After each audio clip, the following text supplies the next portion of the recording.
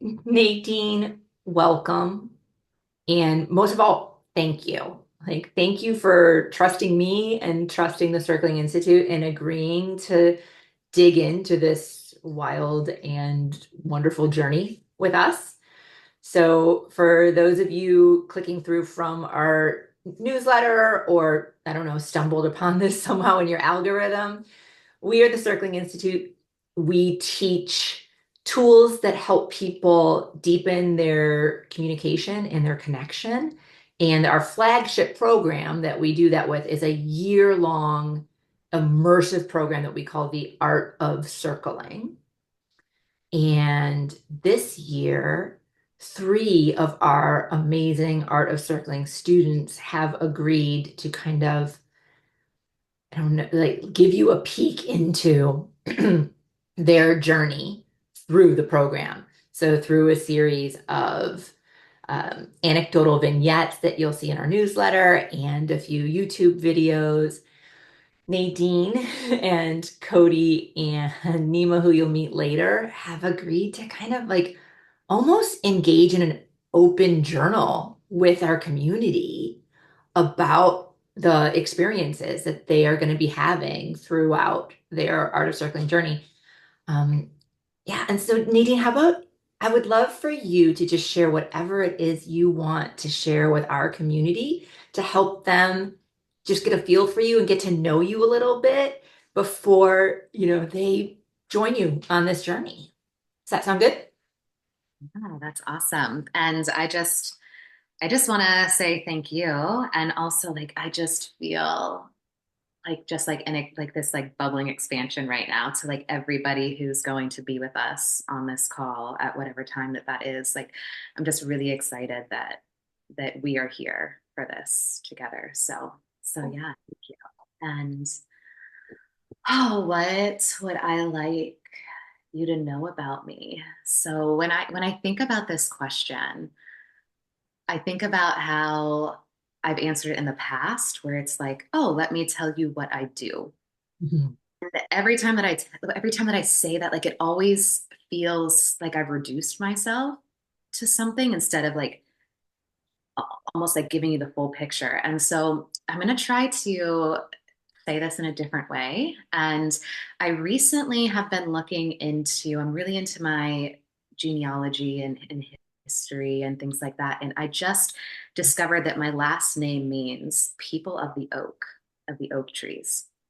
And when I went in to start looking at oak trees, I was like, okay, what is so special about oaks? And it turns out that oaks aren't the tallest, they're not the strongest, they're not the hardiest, they're not the longest living. Like there's nothing that is like unique and special about the oaks except that they are literally found on almost every continent, almost everywhere you go. And they have almost like people have almost evolved this like along beside them. And what I think is so special about them is that they haven't over specialized. And I grew up in a world where I was taught that in order to be extraordinary, I had to find a very clear niche and go down that path and become very, very, very specialized and good at that niche. Mhm. The more specialized I became, the more I felt like my soul was like withering away. And I am now tapping into what I think I want people to know about me and that am only now finding the courage to live into is that like I've always wanted to be ordinary. Like I've never wanted to be extraordinary. I've always wanted to just be ordinary and to be loved for that. Mhm. The more that I lean into my ordinary life experience, Mhm. I feel like people go, oh my God, that's extraordinary. Yeah. It's funny, And as I'm listening to you, Nadine, like those things have popped out for me. One was this idea of like the more you specialized, the more you had to abandon other things about yourself and like only focus on like what this particular job was needing. or what this particular task was needing. And like from what I know about you, you have, a very rich, life experience. Like I know you were a high level gymnast. Were you a gymnast in college as well, of like D1 school, or like competition, or just trained from a really young age? Yeah, I trained from a really young age, and then I tore my ACL my senior year of high school. So, Got it. Got it. yes, so was planning on the college route, and then had an injury, uh, cut that tie off and end that early. But then I went into that particular injury, actually led me into going into high performance coaching and made me and go into the D1 setting and specialize in coaching. Yeah, and like sports psychology and things like that. And so it's interesting, like even when I think about that, it's like, okay, like specializing even, and then that leads me to the second layer of where you like really want to embrace being ordinary, like high level anything, gymnastics, ballet, any that's like tennis, soccer from a young age. There's such pressure to be the best, to be perfect, to perform better today than you did yesterday. So it's funny, like I noticed even in my nervous system being like, oh, it makes so much sense that she would just be like, you know what? I don't want to have to be good at something in order to be loved. Like I really just want to embrace of like normalcy, Mhm. like, and have that be valued and extraordinary. Like what a like I like almost like it feels like a nice big exhale, like to hear you say that. Oh my gosh, like I'm literally exhaling as you say that. And Yes. I imagine there will be a lot of people in our community that have been high achiever, high performers that maybe didn't even know they wanted to be embraced for their ordinary, or wanted to be able to expand in stuff that maybe they're not good at, but they enjoy. And like, can I put time and energy there? That might really resonate with your journey and benefit from like vicariously watching you go through it. Yeah, I'm loving it. Anything else you want us to know about you specifically before we go into a little bit about artist circling and what made you, choose to invest in this You know, experience? what is coming up for me right now is like I really value and love the mystery that comes along with discovering someone. And so through some of these different mediums that I'm going to be sharing my inner world with, like I just want everyone to know that like embrace the mystery and like the yearning to want to know more, because like I want to share that, but I want to reveal it like Got more about me as you get to like interact with these different got mediums. it. So letting them discover you in real time through your anecdotal writings and through future conversations with me, as opposed to just kind of giving a monologue about who you are. Yeah. Perfect. Right. I am going to give a little bit of a monologue for clarity reasons, for context reasons. The monologue I want to give then next is that um, if you're new to circling, or you want to know more about circling, there will be links below this video, a link to both the Circling Institute's page and to the International Circling Federation's website if you want to learn more. The standard legal definition of circling will be on the Federation page and a little history there. And then on the Circling Institute's page, you can learn all about not only this Art of Circling program, but any of our self-study programs, or our weekend intensive, or our drop-in programs, in case you would also like to learn alongside Nadine and Cody and Nima, who you'll meet later. But this journey that you will be sharing with our community is that our flagship program, the year-long Art of Circling program. We take 25-ish students in that every year, and it's at its core, it's a professional development program where people learn the 7-stage uh, model of the original circling approach. In fact, I will also make sure that our tech team puts a link to a free webinar where people can, learn more about the 7 stages of circling below us as well. And all sorts of people take the program. Some people do take it for professional growth, and some people take it specifically for personal growth. And some people take it for both. And regardless of what reason you're taking it for, you're going to get both because you can't truly invest in, developing professional skills without addressing some of the personal reasons of why you do things this way instead of that way. So you're going to get both no matter what you do. And so we've had everything over the last, I've been here about 10 years, and you are in the 12th cohort of the art of circling. So over the last 12 years, we have had like CEOs and project managers and team leaders, like people from the business sector come through the course. And those people are typically, they want to learn ways to kind of create a corporate culture of collaboration and creativity and motivation and trust.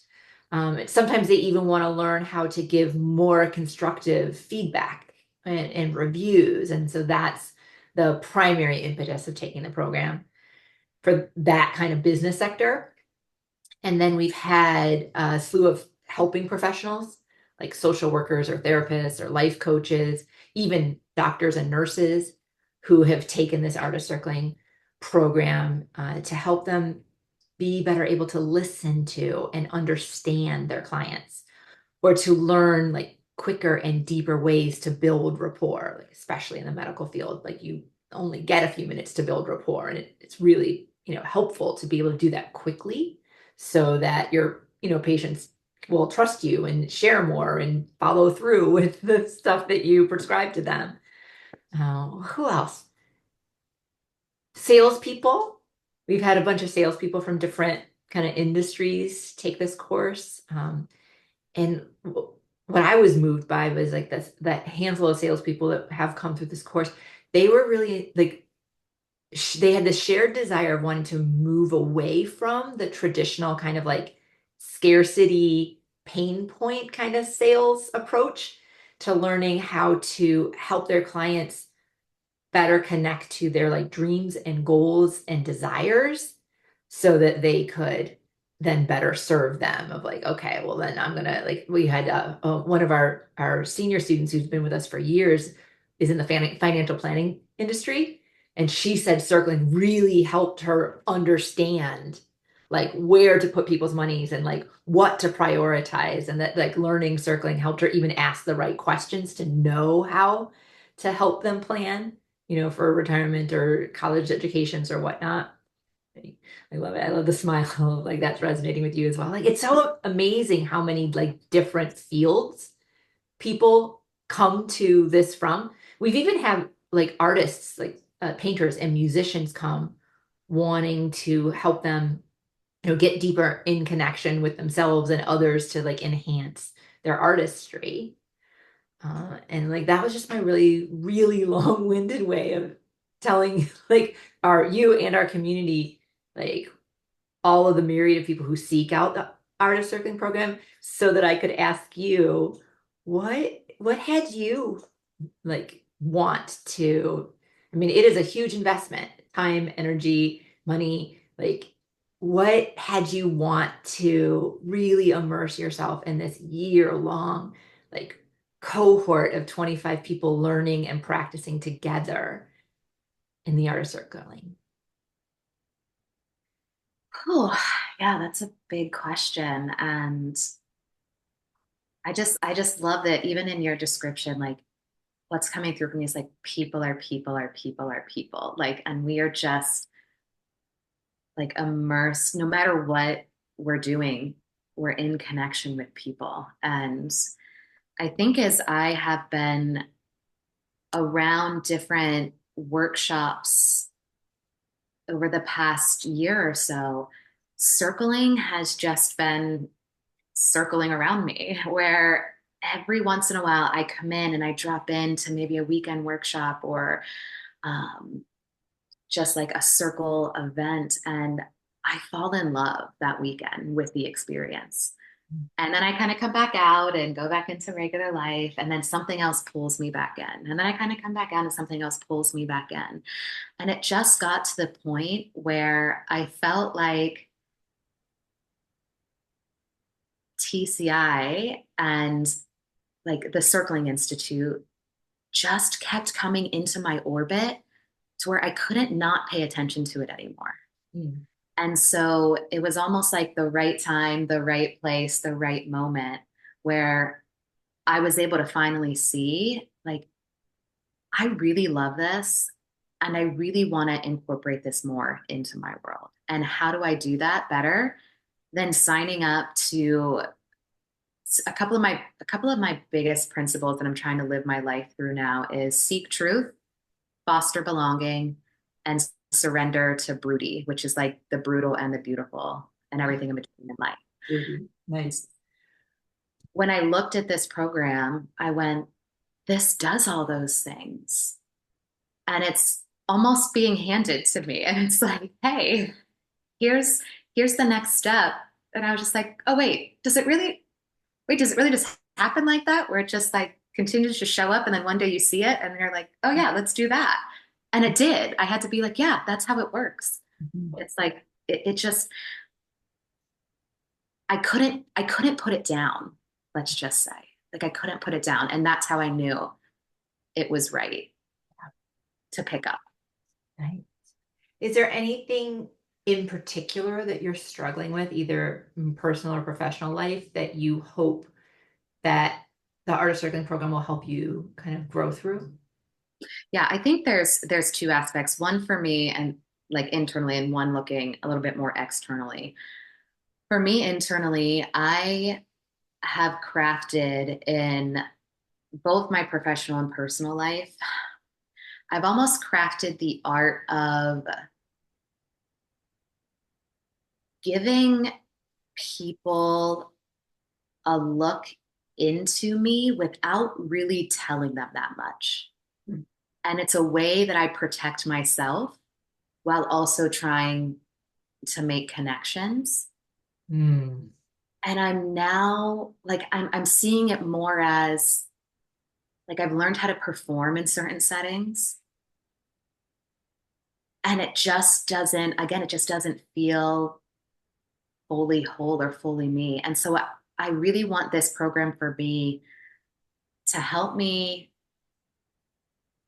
become more confident that I can allow people to see some of the aspects of me that I've had to hide away because I'm now ready and capable and able to do that. So I really like it's the same thing. I still want to foster connection, but I want to do it from a place that's more grounded in myself. Yeah. So when you were talking, I love when you use the word performative, because that was what was kind of coming from me to me when I was listening to you of like, oh, it's almost been like a cultivated or controlled peek into who you are. And there's almost like this internal judgment of what people want to see or what is okay to show them that you've been doing. But then that kind of manages their experience of you and your experience of the world and who you connect to. And it sounds like through like right now in your life, in throughout this year, you have your eye on like, how do I release the control? How do I kind of like move away from a cultivated glimpse into me and to give them a more like authentic, raw, like like you still want to connect, but you want to connect in a way where you're not manufacturing it in any way, both for yourself and for the others. Am I getting that right? You are 100% getting that right. Yes. Thank you for restating that. Yeah. So excited for you and for not only the 25 people in your cohort, but also other people in the community to get to join you on this journey. Because I imagine that that is something that, well, I imagine something we all struggle with a little bit, and some of us are aware of it and some of us are not. But yeah, that whole idea of like, who, how do you really show up and like, what do you let people see? Thank you, Yeah. Nadine. That Yeah. Yeah. And for the like for the other half of that coin, right? Because it's not all about me. I think about some of those, like some of the moments that always like ruminate and go over in my mind at night, right? That kind of keep you up are the moments when I feel like someone is sharing something with me and I'm trying to be there with them, but I just don't know what to do. Like I'm just kind of like, I want to reach out. I want to be beside someone in their experience, but I'm like internally like freaking out. Like, oh my gosh, do I go this way? Do I go that way? Do I push them? Do I pull back? And I just don't know how to navigate those moments where connection is the potential for connection is there. Mhm. And I'm just kind of lost in how Mm, how to clear that. access it. Yeah. Yeah. I really want to be able to help serve people in those moments with a little bit more skill and grace than I have been able to before. So, yeah, it's more about serving the other as well. I feel like we're getting a little bit of a deeper peek into who you are and what's important to you and what you value, just even in the way you're answering these questions. Um, this one might be a little bit spicier, but I'm curious, it is a very deep and personal container, the Art of Circling program. I mean, it's like I said, we only let in about 25 to 30 students because we want to keep it small enough that you guys can, form deep relationships, but large enough that there's a diversity and a variety. And you're meeting with each other like once every 6, 8 weeks for these weekend intensives, but you're also practicing with each other once a week, twice a week, something like that, outside of the weekend intensives. And I'm just curious, like with this, like kind of personal deep container, is there anything you're nervous about?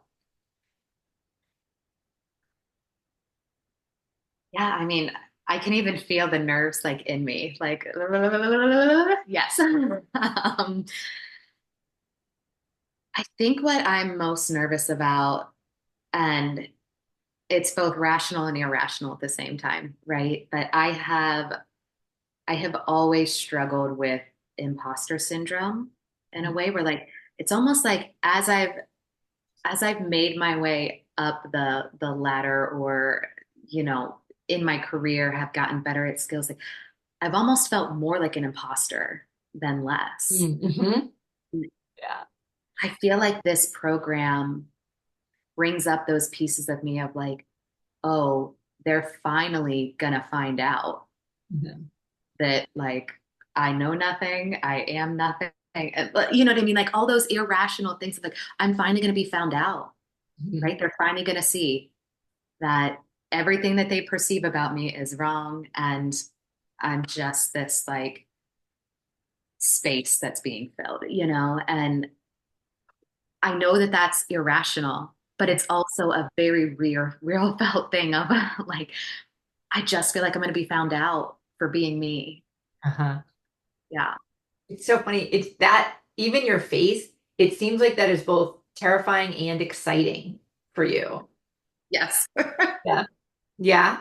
You would tell me a little bit more about what's exciting about that. Mm. Like the excited part is like I finally get to be discovered, right? I finally Yeah. get to be, right? Like, and I love as I've gotten to know more of me, like I've fallen more in likeness with me. I don't know if I'm like fully on the like self-love train yet, but like I actually like myself now. Mhm. And how exciting would it be if I could actually find out that people that I could also accept in that other people can like me too, right? And not just the gymnast and the, high performance coach and, am I even allowed to say about the place where you used to train? Yeah, yeah, what was your job at West Point? You were like cadet culture. You were helping the cadets be better people. So Yeah, like, yeah. Helping to teach character and leadership skills through sport. yeah, character and leadership skills. Yeah, like so rather than liking you for the person who has these prestigious jobs and this like wealth of knowledge, liking you for just like the quirky girl who, won't eat a peanut butter sandwich unless it's cut in triangles instead of rectangles or whatever. You know, like, would they like that part of me? Because so many of us spend our whole lives being like, look at this polished version of me, like me, and be like, would you really like me? Like at my rawest, that kind of like Marilyn Monroe quote. right? Like just at Yeah, my everydayness, yeah, right? A yeah, little beyond yeah. it, yeah. In So my yeah, when I'm afraid of a moth, right. or or I demand or I send a sandwich back because it was cut in rectangles instead of triangles. Yes. I I love love, it. yeah, love it. Right. So we've got a little bit about who you are and a little bit about, what has you inspired to join the art circling program, what you might be nervous and excited about. How about, is there something like, what can our community look forward to hearing from or learning alongside you this year and into 2025? Can you speak a little bit to that? Yeah, so I am in what I am calling my millennial life crisis, which is this. Can I ask how old you are, Nadine? I don't think I Yeah, know. I'm 35. 35? Okay, great. So I'm in a transition space where I know where I've been, but I don't quite know where I'm going. Mhm. And I feel a bit lost, and yet I feel like I've found myself more and more in this lost space than I ever have before. And so I feel like, and I know that this is a bit like ominous and pie in the sky, but I just welcome people into like navigating the unknown Mhm. that I'm in right now. And I feel like a lot of people might resonate with that a bit of like knowing but not knowing, and am I on the right path but maybe not, and how do I live according to my values but still live in the world, like. And so I'm going to be like, I'm really wrestling with having a foot in an intentional life and having a foot in an American life, right? And can like, how do we navigate those two steps as we're taking? And what I have found that I hope to bring to the community is that I have found that in being in spaces where I share parts of my story and other people share parts of theirs, we find pieces of ourselves in all of it. And so I'm hoping that in sharing my story, it allows other people to feel more of theirs. Even if it's not the same story, Mhm. it's still going to be resonant in some type of way. Yeah. Yeah. And there is a story arc that I believe you have that resonates with so many people. Like, this is who I thought I was and what I thought I was meant to do. And so I, dropped the shoulder, doubled down, and dedicated myself to excelling at it. And then woke up one day and went, oh, like this isn't really doing it for me. Mhm. And then like that huge leap of faith of like, do I abandon the career I've spent over a decade building Mhm. to see what else is out there? Or do I just go like, hey, it's work. If it's not supposed to be enjoyable. Like that's why they call it work. They'd call it something else if it was something like, but really being like, you know what? Like I thought this was my calling. I'm finding out that it's not. And I think I'm going to go ahead and walk away from the money, from the prestige, from the clear trajectory and see what else is out there. And I think that's something a lot of people, whether they're 35 or 55 or 75, can resonate with. Yeah. Good. Yeah. I'm looking forward to that, hearing and learning as I do that as well. Yeah. Okay. There is one more thing I want to ask you for today because I want to ask you this now, and then at the end of your program, in the summer of 2025, I'm going to ask you again. I would love to hear from you. If you had to describe what circling means to you, or like what happens in a circle, to friends of yours who are curious of like why you are investing so much, of yourself in doing this year-long training, what would you say? So my immediate answer is I have no clue what circling is, and that's what I love about it. But I, you know, I've been trying to bring words to it because some of my friends have already been asking me this, like, what is this program that you're doing? And I'm kind of like, I know and I don't know at the same time. And for me, what it feels like, the closest thing that I of my own experience that I can describe it to is the experience of listening to music, Mm, to where there is a creator of the music, mhm, and that creator who is playing the music, right, is following different techniques and musical notes and putting it all together, right, to create this experience. And then there's a listener who mhm, is absorbing that experience and physically, taking that in. And then in between those two spaces, like movement happens, mhm, right? Like everybody listening to music moves. mhm. That experience of that like movement or energy or whatever you want to call it, life force, that's coming through that experience. That's what circling feels like to me, is Mhm. that there's this container set of these very intentional ways of doing this with different skills. And then there's people involved with it who are experiencing it and interacting. And then this movement and energy that we can't explain, Yeah, but we can all feel it. yeah. And so, yeah, I that's like what. it. I love that. I like the music analogy, Yeah. particularly because, with so often with music, what the song means to the artist and what it means to the listener doesn't even have to align, you know and there are certain like tools and skills, and like there's an emotional investment on the artist's part and all of the musicians part that then is received by the listeners, and then they're moved by it, and so it's almost like the artist and the listener are both co-creating this experience that is both shared and uniquely theirs, and Mhm. this experience is deeply moving and insight inspiring, et cetera, for both parties in different ways. And so like I love the parallel.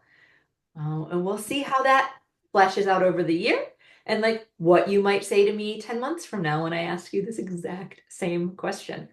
Yeah. Yeah. And I think what I love most about it too, that I just want to add in is like the possibilities are infinite, right? I remember hearing a quote being like, there's only seven notes in music, and yet look at what's created, both in song and in dance. Mhm. It's limitless. Yeah. That's what I've experienced so far is like this Yeah. into limitless like possibility. I love that because, we often compare circling to like improvisational jazz, Mm, because you are just kind of like in it with someone. And I like this, I really like the expansion of this analogy because the like what you're listening to or the way you're listening, like which notes you pick up on and carry versus which ones you don't, is going to create infinite possibilities for the connection. And in circling, when we're paying attention to how we listen and how we respond, like again, there's infinite possibilities of where the connection and communication could go, depending on which things you pick up on and which you delve deeper in and which you do not. And like, ah, well done with your first swipe at what circling means to you or how it occurs to you. And I look forward to watching that unfold in real time through your, anecdotal writings and a few more of these videos over the course of the program. me too. Thank you so much. I'm so excited. Hey, anything else you want to say to our community before we say goodbye for today? Welcome into the world of Nadine. Thank you for inviting us in, Nadine. You're welcome.